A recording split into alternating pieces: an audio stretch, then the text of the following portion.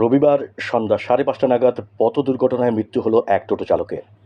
এদিন সন্ধ্যায় আসাম মোড় সংলগ্ন এলাকায় একটি ছোট গাড়ি নিয়ন্ত্রণ হারিয়ে সামনে থাকা টোটোকে সজোরে ধাক্কা মারে, যার জেরে গুরুতর আহত হয় ওই টোটো চালক।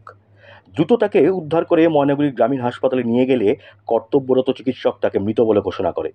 জানা গিয়েছে, মৃত ওই টোটো চালকের বাড়ি ময়নাগুড়ি রোড সংলগ্ন এলাকায়, যদিও এখনও তার নাম পরিচয় জানা যায়নি। এদিকে ওই ঘটনার পরেই গাড়ির চালক গাড়ি রেখে ঘটনাস্থল থেকে পালিয়ে যায়।